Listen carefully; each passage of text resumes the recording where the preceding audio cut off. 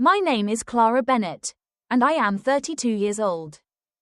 As they lowered my husband, Ethan Miller, into the ground, I stood alone, surrounded by strangers with pitying eyes. Not a single family member came.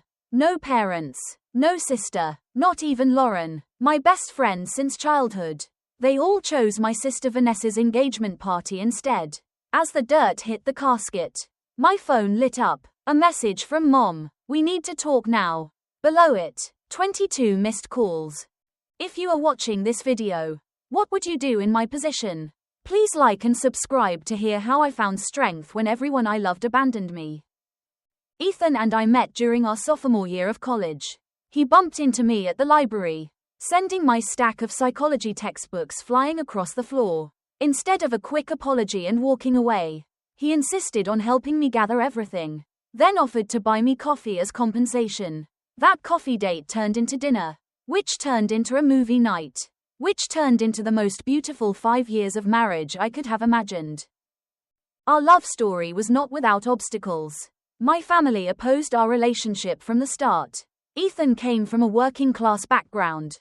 His father was a mechanic and his mother a nurse. They were honest, hard-working people who raised their son with strong values and a remarkable work ethic. But to my status-conscious parents, he might as well have been from another planet. You could do so much better, Clara, my mother, Margaret Bennett, would say whenever his name came up. Think about your future. He will never be able to provide the lifestyle you deserve. My father, Robert Bennett, was more blunt. That boy has no connections, no family wealth, nothing to bring to the table except student loans. I ignored their criticisms. Ethan had everything that actually mattered. He was brilliant, completing his engineering degree with honors despite working part-time to cover his expenses.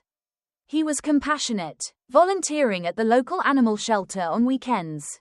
And he loved me unconditionally, supporting my dreams and ambitions without ever making me feel like I needed to change. We had a small wedding. Ethan and I saved for it ourselves, refusing financial help from my parents since we knew it would come with strings attached. My family attended, but their displeasure was evident in their stiff smiles and minimal interaction with Ethan's side. My sister Vanessa spent most of the reception texting, occasionally looking up to make a snarky comment about the modest venue or the simple catering. Lauren, my maid of honor and best friend since elementary school, seemed caught between worlds. She had always been close with both Vanessa and me, but over the years, I noticed her gravitating more toward my sister. That day, she spent more time at Vanessa's table than beside me. Still, I was grateful she was there, one of the few connections to my childhood that remained intact. Our marriage was everything I hoped for. We bought a small apartment, both working full-time, me as a marketing coordinator and Ethan as a project engineer at a renewable energy firm. We traveled when we could afford it, explored the city on weekends, and spent quiet evenings planning our future. We wanted 2 children, a house with a yard, maybe a dog, normal dreams that felt extraordinary because we would build them together.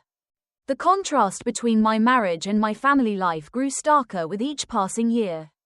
Every family gathering was an exercise in enduring subtle digs about our apartment size, Ethan's career trajectory, or why we were not having children yet. Vanessa, meanwhile, received nothing but praise for her job at a prestigious law firm, her expanding social circle of influential friends, and her string of wealthy boyfriends. When are you going to give us grandchildren? My mother would ask me during family dinners. 10 minutes later, she would turn to Vanessa and say, "Take your time finding the right man. Sweetheart, focus on your career. Children can wait." The double standard was blatant, but I had grown accustomed to it. Ethan would squeeze my hand under the table, his silent support worth more than my family's approval. Lauren witnessed all of this. She had been there throughout my childhood when my accomplishments were overshadowed by Vanessa's. When my parents forgot to attend my high school graduation because it conflicted with Vanessa's dance recital. When I received practical gifts for Christmas while Vanessa unwrapped designer clothes and jewelry. "Your family is tough," Lauren once admitted after a particularly tense Thanksgiving dinner. "But they love you in their way. I nodded, not believing it but appreciating her attempt at comfort. What I didn't realize then was how Lauren had begun to see my family's treatment of me as justified, how she had absorbed their perspective that I was somehow less deserving of attention and care. Everything changed 6 months ago. Ethan had been experiencing persistent headaches and fatigue. We attributed it to stress and overwork until he collapsed during a morning run. The diagnosis was swift and brutal, stage 4 brain cancer. The prognosis was 6 months to a year with treatment. Without it, less. I called my parents immediately, my voice breaking as I shared the devastating news. "Oh, that's terrible," my mother said, her tone conveying moderate concern at best. "Have you gotten a second opinion? Doctors are always so dramatic." "Mom, we saw 3 specialists. They all said the same thing."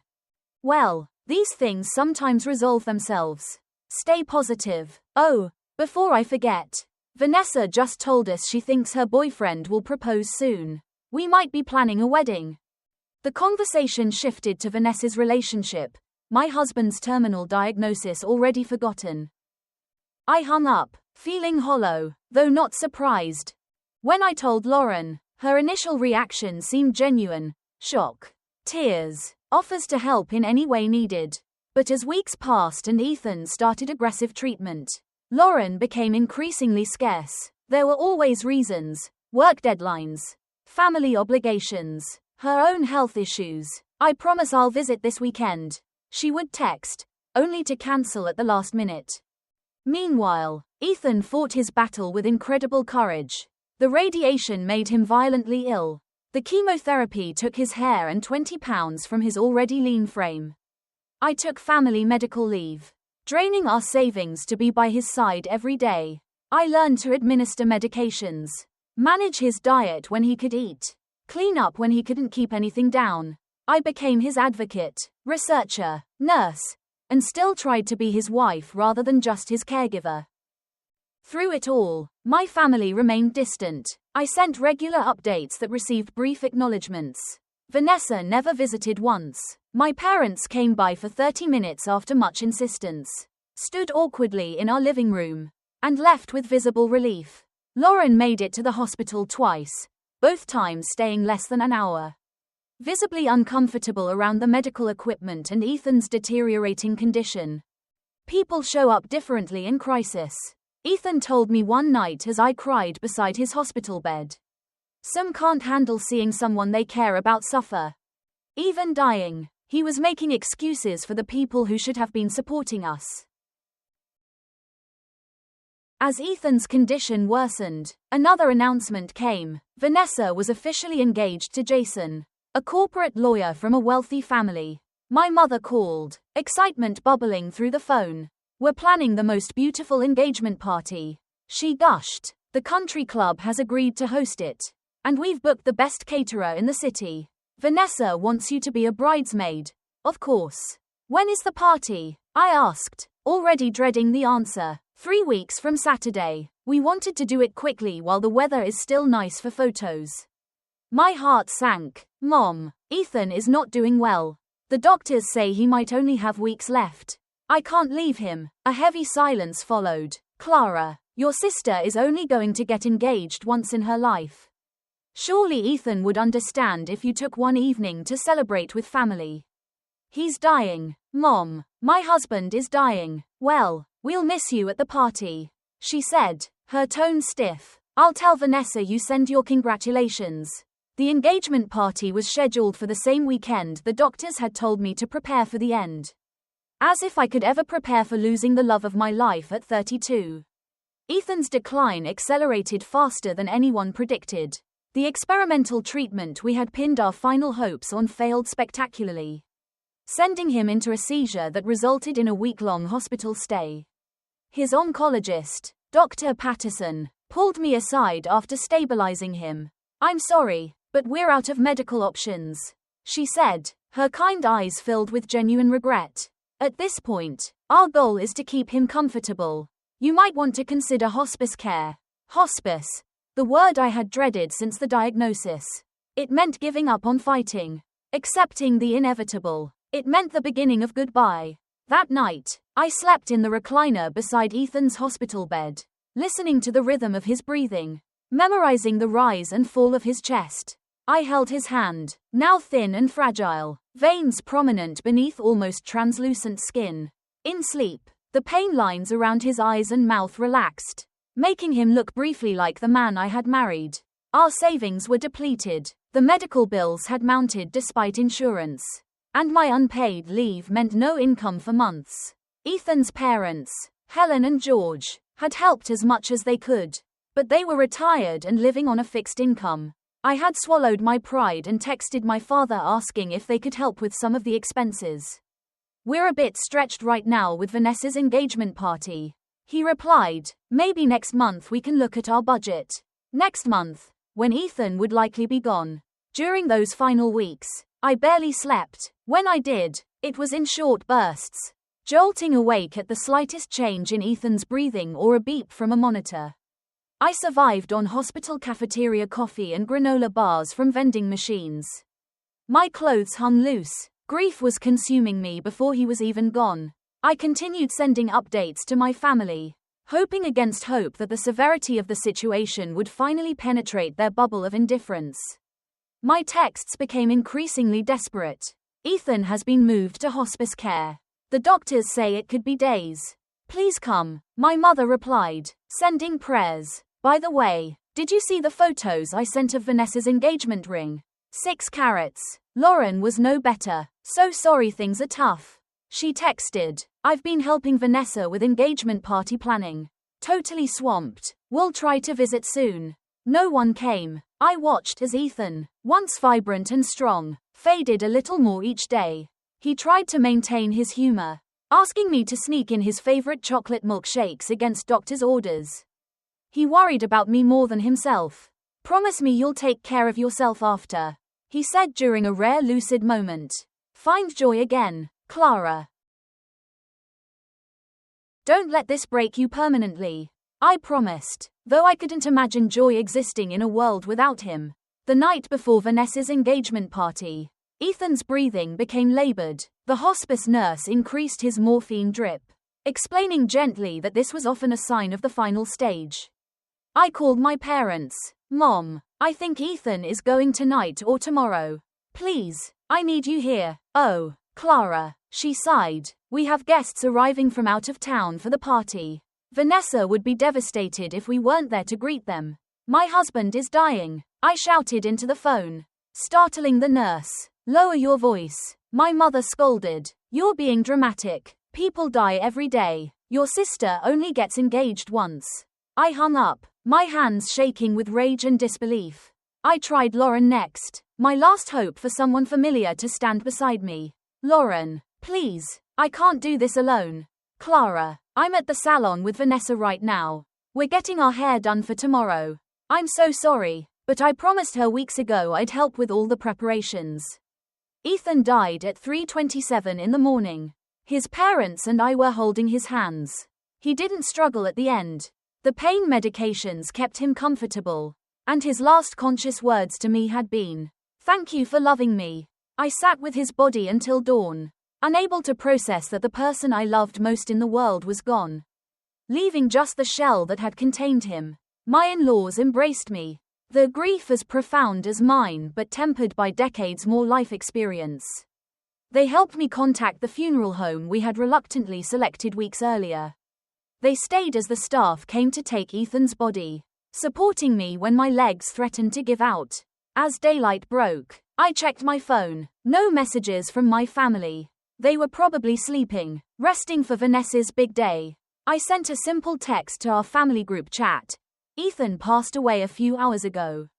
Funeral arrangements to follow." My father responded first. "Sorry for your loss. We'll be thinking of you today." Not "we're coming over," not "what can we do," just acknowledgement and distance. My mother, "Such sad news. Let us know about the funeral.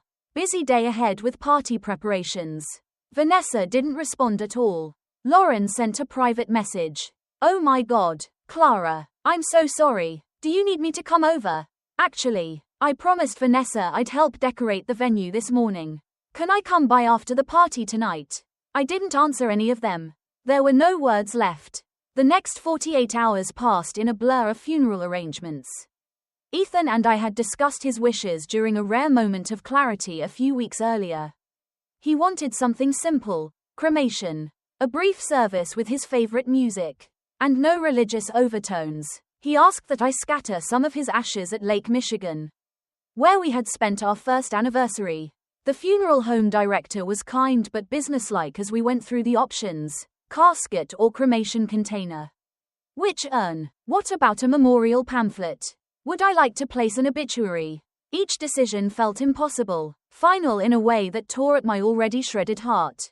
Helen and George helped where they could, but ultimately they respected that these were decisions for me, his wife, to make. I selected a simple wooden casket for the viewing, a blue ceramic urn that matched his eyes, and approved an obituary that seemed woefully inadequate to sum up such a remarkable life cut short.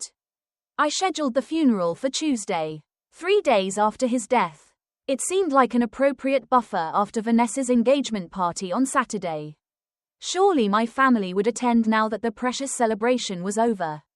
I created a Facebook event with the funeral details and tagged all family members. I sent a group text with the same information. I even emailed my parents and Lauren directly, including a map to the funeral home.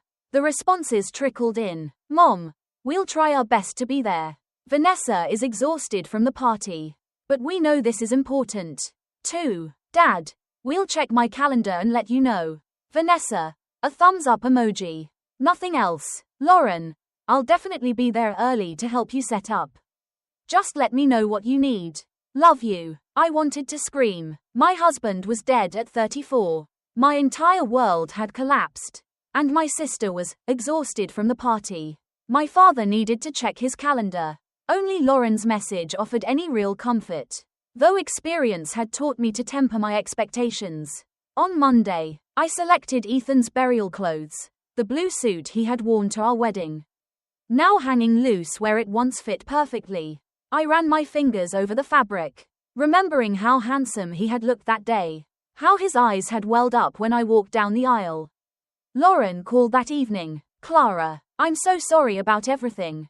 The party was exhausting, and I feel terrible I couldn't be there when it happened. But I promise I'll be at the funeral first thing tomorrow. Do you want me to come over tonight?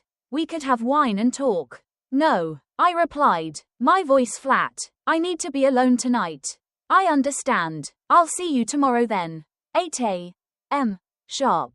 Right, I'll bring coffee. For the first time in days, I felt a flicker of relief.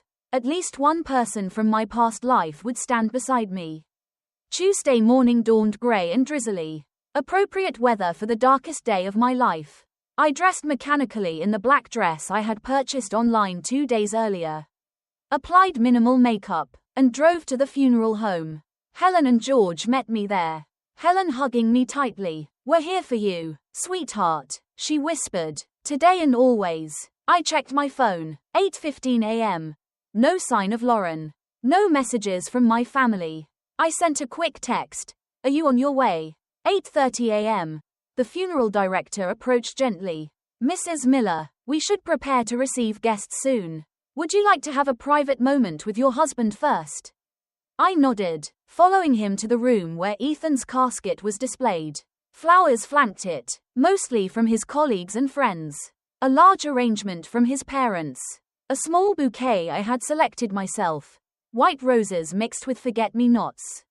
His favorite. Nothing from my family, not even a sympathy card. 9 o'clock. The first guests arrived. Ethan's co-workers. His college roommate who had flown in from Seattle. Neighbors from our apartment building. All expressing genuine sorrow. Sharing stories about Ethan that sometimes made me smile through tears. 9:30. Still no Lauren. No family. My phone remained silent. The service began at 10. I sat in the front row between Ethan's parents, acutely aware of the empty seats we had reserved for my family.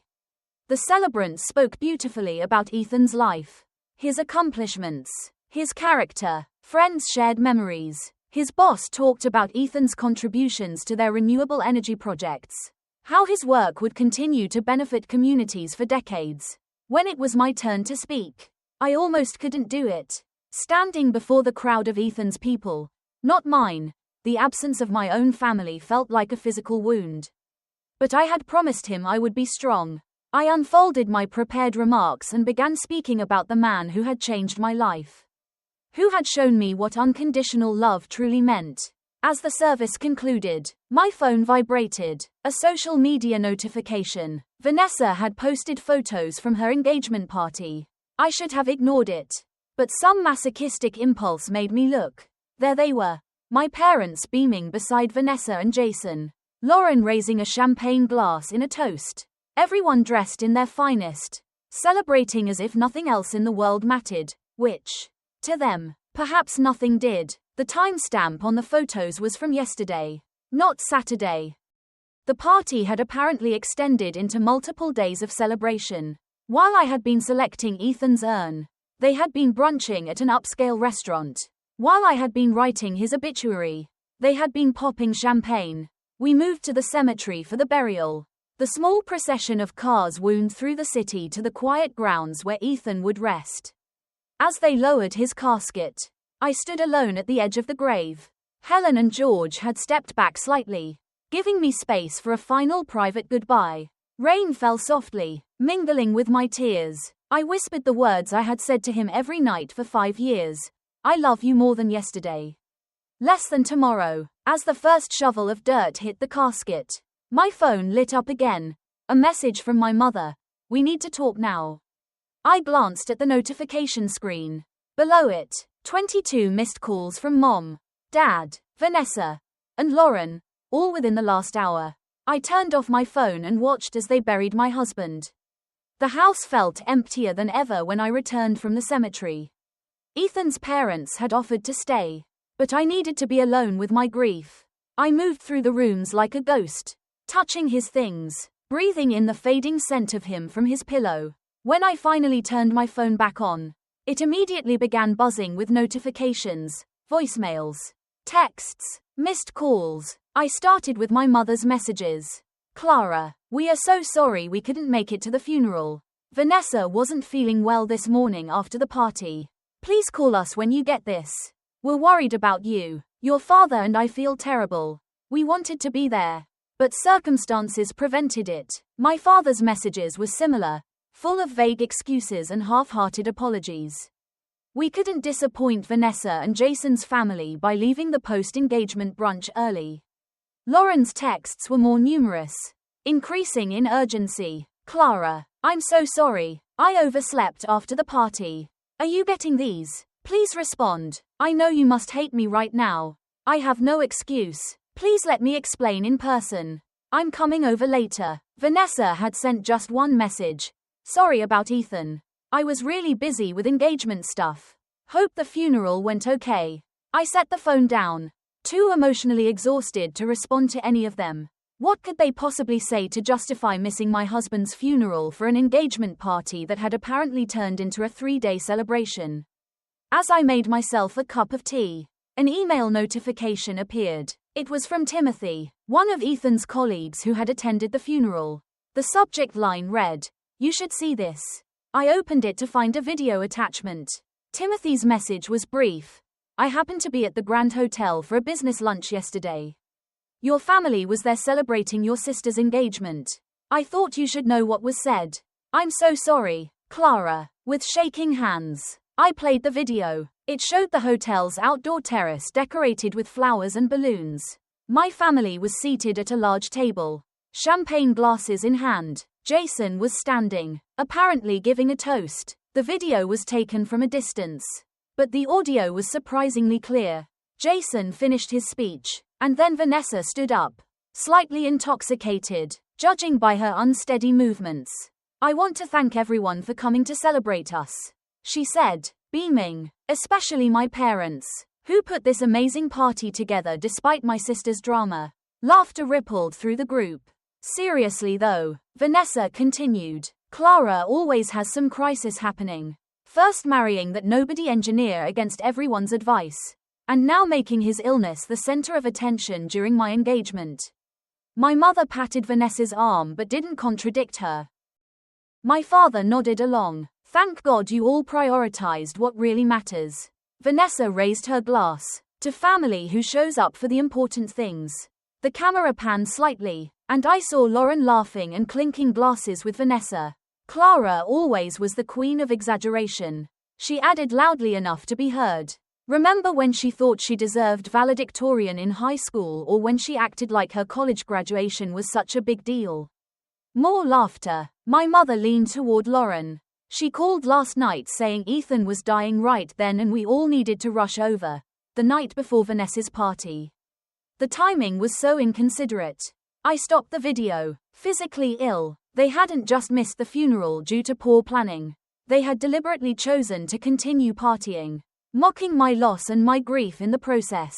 With trembling fingers, I scrolled through my text history with Lauren. 3 weeks ago, she had asked about Ethan's prognosis. I had told her honestly that the doctors expected him to pass very soon. Possibly within days. The next day, Vanessa had announced her engagement party date, falling precisely within that window. It hadn't been a coincidence. Vanessa had deliberately scheduled her celebration when she knew my husband might be dying. And my parents and best friend had gone along with it. I found myself scrolling back further. Years back through conversations with my family, pattern after pattern of dismissal. Minimizing my achievements. Prioritizing Vanessa's every whim. Ethan had seen it clearly. They don't treat you with basic respect. He had observed early in our relationship. I had defended him then, making excuses for their behavior. As night fell, I received another text from my mother. Your father and I want to discuss the family trust with you. We are making some changes and need your signature. Can you come by tomorrow? I called Dana, a colleague who had become a friend during Ethan's illness. She had attended the funeral that morning and offered to come over if I needed company. Do you know anything about family trusts? I asked when she answered. My husband is an estate attorney. She said, actually, why? My parents want me to sign something about changes to theirs, today of all days. Dana's voice turned cautious. Don't sign anything without reading it carefully, Clara, especially not when you're vulnerable. Do you want Mark to look at it for you? Would he mind? Not at all. He always says, grief and legal documents are a dangerous combination. Before I could reply, my doorbell rang. Through the peephole, I saw Lauren standing on my porch holding flowers and a bottle of wine. Someone's at my door. I'll call you back, I told Dana quickly. I considered not answering, but some part of me wanted confrontation, needed it even. I opened the door but blocked the entrance. Lauren's eyes were red. Her makeup smudged. Clara, I am so sorry. Please let me explain. Explain what? That you chose a party over being there for me at my husband's funeral. That you laughed while my sister mocked my dying husband. Her face paled. What are you talking about? I saw the video, Lauren, from the brunch yesterday. I heard what you said about me. I was just playing along. You know how Vanessa gets if you don't agree with her. No, I don't know. Because I don't betray the people I love to gain favor with others. Lauren's expression hardened slightly. You've always been so judgmental. Clara, so perfect and martyred. Vanessa's right. You make everything about you. My husband died. I shouted, no longer caring what the neighbors might hear. He died, and none of you cared enough to be there. Not for the worst moment of my life. We cared. She faltered. You just had more important things to do. Like drinking champagne and laughing at my expense. Clara, please, we've been friends for 20 years. Don't throw that away. You threw it away, I said, suddenly calm. Not me. Please leave. Your family is worried about you. She said desperately. They sent me to check on you. To bring you home. I am home, I said firmly, and they're not my family anymore. Neither are you. I closed the door on her protests, leaning against it as sobs racked my body. The final illusion had been shattered. I was truly alone now, abandoned by everyone who should have loved me since birth. That night was the darkest of my life, darker even than the night Ethan died. Because then, I had still believed I had people to turn to. Now I knew the truth. The next morning, I woke to more missed calls and a text from my father. We're coming over at 11 o'clock. We need to resolve this situation. I didn't respond, but I knew they would come regardless.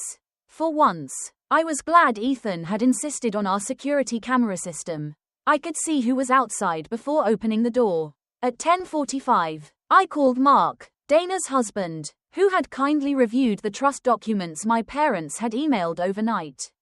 "Clara, I'm glad you had me look at this," he said gravely. "This amendment would effectively remove you from the family trust entirely, redirecting your portion to Vanessa.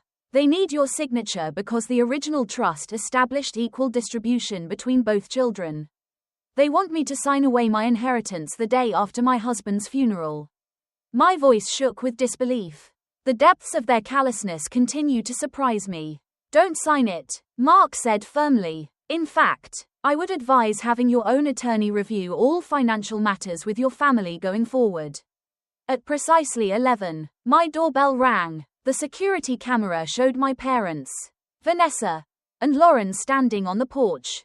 I took a deep breath and opened the door. "Finally," my mother said, pushing past me into the living room. "We've been trying to reach you for days." 24 hours. I corrected. "Ethan has been dead for exactly 24 hours. Don't be melodramatic." Vanessa rolled her eyes, dropping onto my couch. "We all know he was sick for months. You've had plenty of time to prepare." My father at least had the decency to look uncomfortable. Lauren hovered near the door, unable to meet my eyes. "Why are you here?" I asked, remaining standing while they all made themselves comfortable in my home. "We're worried about you," my mother said, her concerned expression not reaching her eyes. "Isolating yourself is not healthy. We want you to come stay with us for a while, and we have some family business to discuss," my father added, patting his briefcase. "Just a small matter of updating some paperwork. The trust documents that would disinherit me," I asked calmly. Their expressions of shock would have been comical under different circumstances. "How did you? Those were private family documents," my father sputtered. "Yes," I said evenly. "About my inheritance. Did you really think I would sign without reading? Without consulting an attorney? You had no right to show those to an outsider," my mother snapped. "Like you had no right to skip my husband's funeral for a party." An uncomfortable silence fell. Vanessa broke it with a scoff. "Are we still on that? It wasn't just a party. It was my engagement celebration, a once-in-a-lifetime event. And Ethan's funeral wasn't." My voice remained steady, though inside I was trembling with rage. "People die every day," Vanessa shrugged. "I'll only get engaged once. Actually, statistically speaking, with your track record and attitude, you'll probably get engaged multiple times," I replied. Vanessa's face flushed red. "How dare you? I saw the video," I continued, turning to face all of them. "From the brunch. I heard what you all said about me and Ethan." My mother's face paled slightly. "What video?" I took out my phone and played it. Their expressions shifted from confusion to embarrassment to defensiveness as their own words filled the room.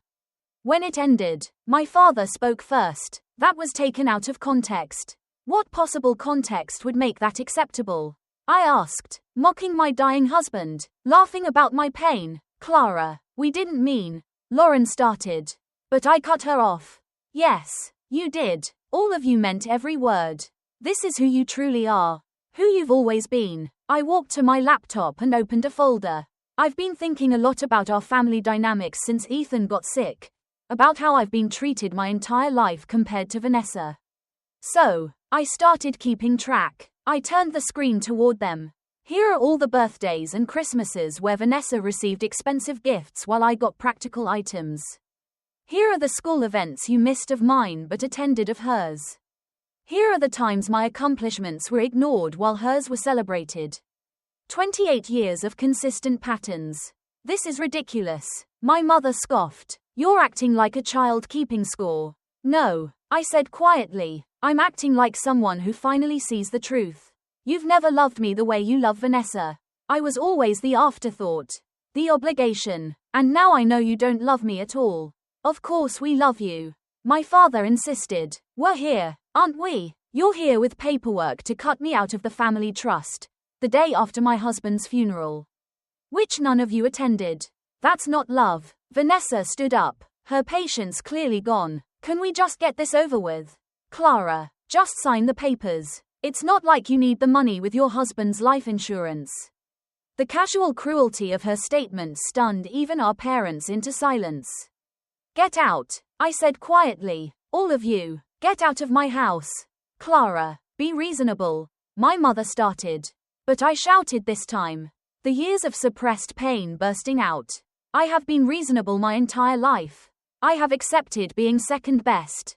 Being overlooked. Being dismissed. Not anymore. I walked to the door and held it open. From this moment forward, I have no family, no parents, no sister, no childhood friend. You are all strangers to me now. You can't be serious. My father sputtered. We're your family. Family doesn't do what you did.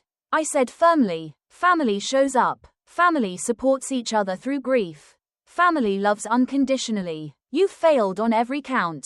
Lauren approached me, tears streaming down her face. Clara, please, I know I messed up terribly. But 20 years of friendship has to count for something. It counted for nothing to you when you chose Vanessa's party over Ethan's funeral. When you laughed at my pain. When you called me dramatic for grieving my husband. I'll do anything to make this right. She pleaded. There's nothing to make right. There's nothing left to save.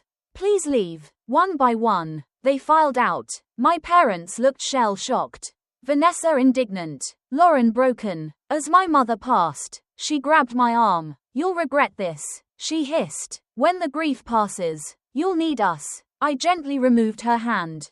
No, I won't. Goodbye, Margaret. Using her first name rather than Mom was the final severance.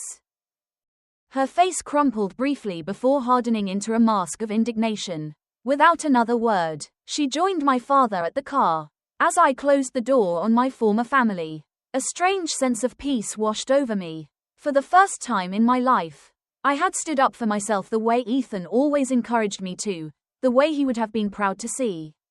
That evening, I contacted a therapist specializing in grief and family trauma. Her name was Dr. Emily Harrington, and she listened without judgment as I poured out everything: Ethan's illness, my family's cruelty, the loneliness that had swallowed me whole. You've experienced two profound losses simultaneously, she said gently, your husband and your family of origin. It's what we call complex grief. For the first time in months, I felt seen. The following weeks were both the hardest and most liberating of my life. Grief came in unpredictable waves. Sometimes, I found myself sobbing uncontrollably in the cereal aisle because they stocked Ethan's favorite granola. Other days, I managed to get through work emails or cook a small meal. Dr. Harrington encouraged me to take small, tangible steps toward living again. One task a day, she suggested. It could be something as simple as opening a window or watering your plants. Healing doesn't mean forgetting, it means carrying your love forward. I attended my first Widows Support Group meeting 3 weeks after the funeral.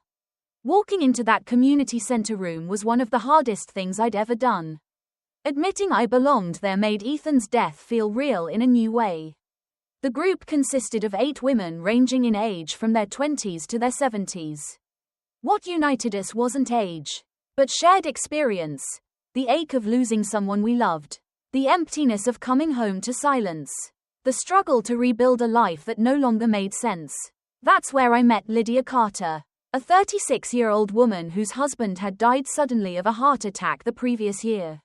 Lydia had a dry humor that reminded me of Ethan's. Over coffee after one meeting, she told me, the first 2 months, I just wore his bathrobe and ate cereal for dinner.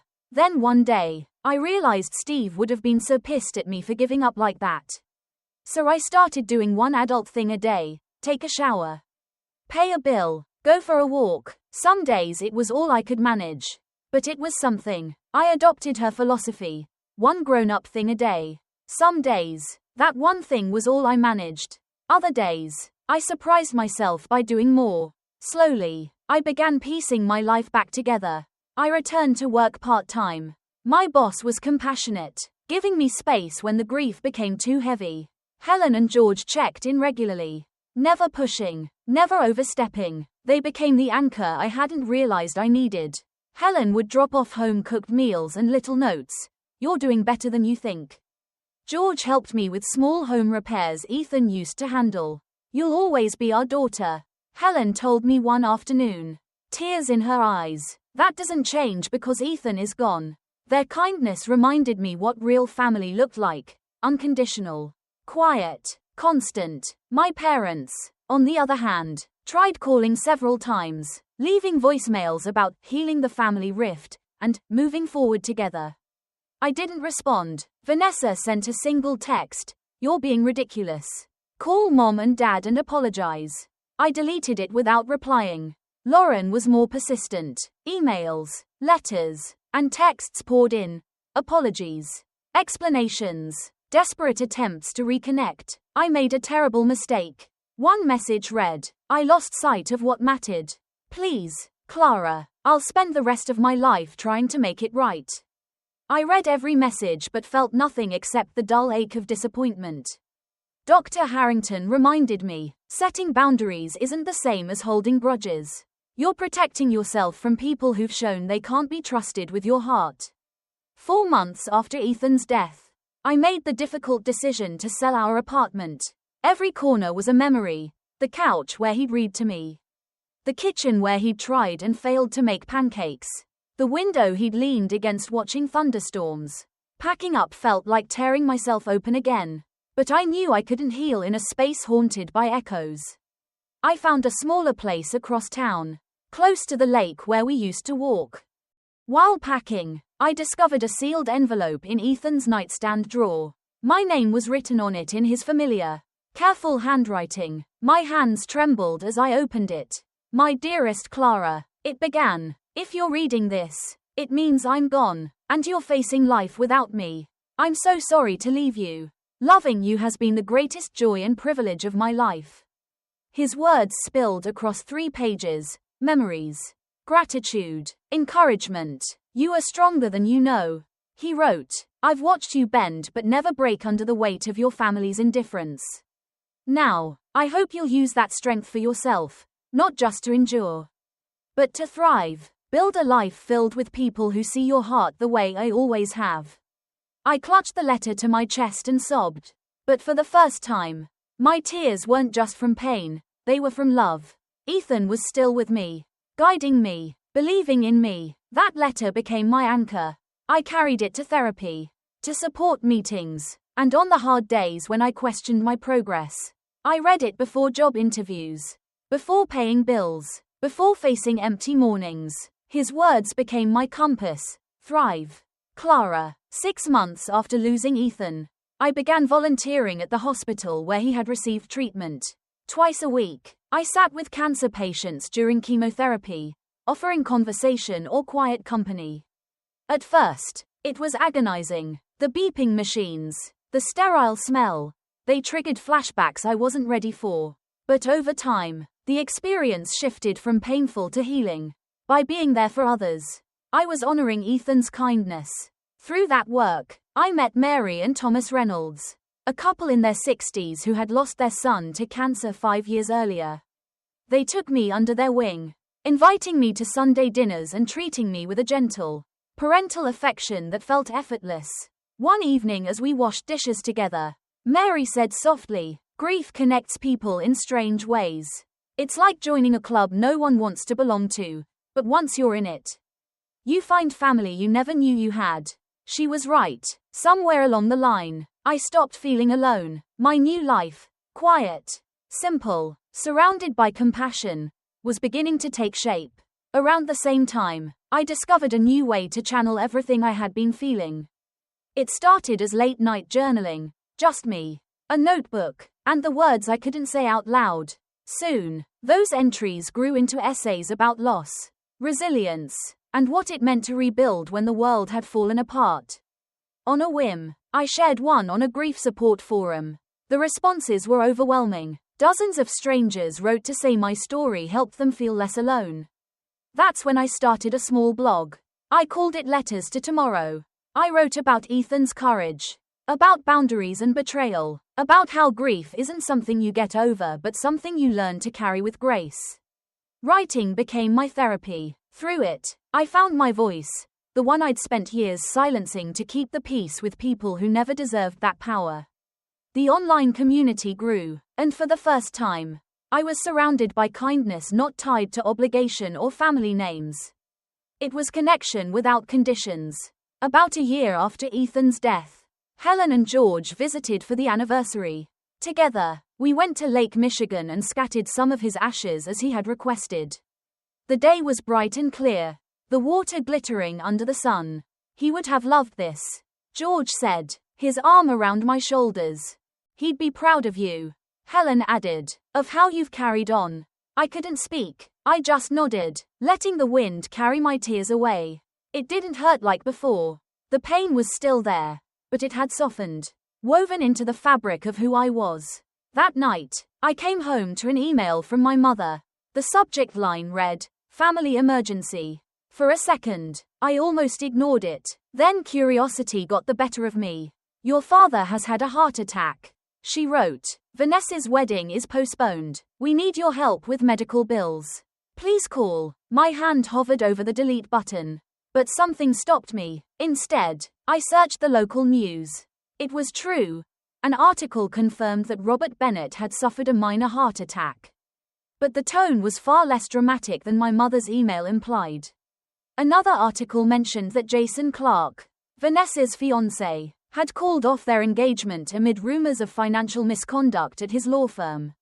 I stared at the screen for a long moment, then exhaled. For years, my parents had chosen status over love.